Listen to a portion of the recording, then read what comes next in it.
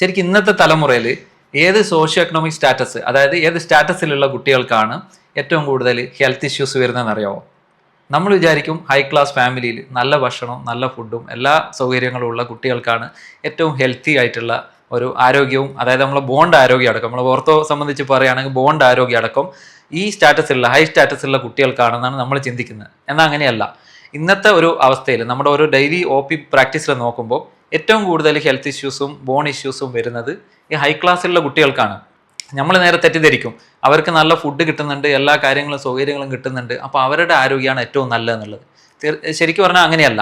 ഈ കുട്ടികൾക്ക് എന്താ സംഭവിക്കുന്നതെന്ന് പറഞ്ഞു കഴിഞ്ഞാൽ അവർ നല്ല ഭക്ഷണം കഴിക്കും, അവർ ബാക്കി ടൈം ശരീരം അനങ്ങാതെ അല്ലെങ്കിൽ തടി അനങ്ങാതെ ഫാമിലിയിൽ വണ്ടിയിലും മറ്റുള്ളതൊക്കെ യാത്ര ചെയ്യും. എന്നിട്ട് വീട്ടിൽ വന്നിട്ട് കുറച്ച് ടൈം ഗെയിം കളിക്കും, ബാക്കി ടൈം കിടന്നുറങ്ങും. അങ്ങനെ ഒരു റിലാക്സ്ഡ് ആയിട്ടുള്ള ജീവിതമാണ് അവർ. ഈ ഭക്ഷണം കഴിക്കുന്നത് പ്രോട്ടീൻ ഭക്ഷണവും കാൽസ്യം ഭക്ഷണവും കഴിച്ചു കഴിഞ്ഞാൽ ഇത് ശരീരത്തിൽ നമ്മൾ എല്ലിന് പിടിക്കണമെന്നുണ്ടെങ്കിൽ, അത് ഇൻകോർപ്പറേറ്റ് ചെയ്യണമെന്നുണ്ടെങ്കിൽ ശരീരത്തിൽ ലോഡിങ് വരണം. അതായത് കുട്ടികൾ കളിക്കണം, പുറത്തിറങ്ങി കളിക്കണം, വെയിൽ കൊള്ളണം.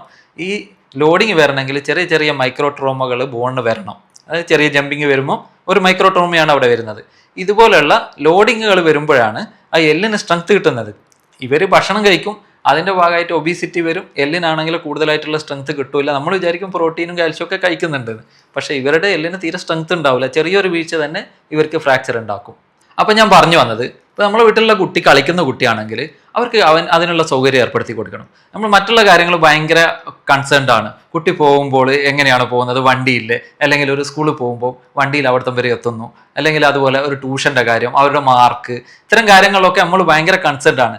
കുറേ മാർക്ക് കിട്ടി വലിയ നിലവാരത്തിലൊക്കെ എത്തുമായിരിക്കും, ശരിയാണ്. പക്ഷേ ഇവർക്കൊന്നും മര്യാദയ്ക്ക് എണീറ്റിരുന്ന് ഭാവിയിൽ ഇരിക്കാനോ അല്ലെങ്കിൽ നടക്കാനോ പറ്റണമെങ്കിൽ അതിനുള്ള ബോണിലുള്ള സ്ട്രെങ്ത് വേണം.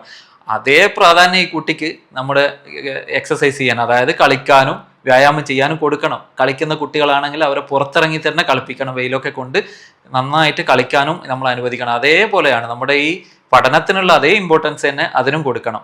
അത് വെറുതെ ഒരു ഉല്ലാസം മാത്രമല്ല, അവരുടെ ഓവറോൾ ജീവിതകാലം മുഴുവനുള്ള ആരോഗ്യത്തെ നിയന്ത്രിക്കുന്ന ഒരു കാര്യം കൂടിയാണ് ഈ ബോൺ ഹെൽത്ത് എന്ന് പറയുന്നത്. ബോൺ ഹെൽത്തും മസിൽ ഹെൽത്തും ഇത് രണ്ടും നമ്മൾ ഒരു 25 വയസ്സിൻ്റെ ഉള്ളിൽ മാക്സിമം അറ്റൈൻ ചെയ്യണം. പിന്നെ അങ്ങോട്ട് കൊടുക്കലാണ്. നമുക്ക് കൂട്ടിയെടുക്കാൻ പറ്റൂല. നമുക്ക് കൂട്ടിയെടുക്കുന്ന ടൈം ഈ കുട്ടിക്കാലം തൊട്ടിട്ട് ഒരു 25-30 വയസ്സ് വരെയുള്ളതാണ്. അപ്പോൾ കുട്ടികളെ തീർച്ചയായിട്ടും നമ്മൾ കളിക്കാൻ വിടണം.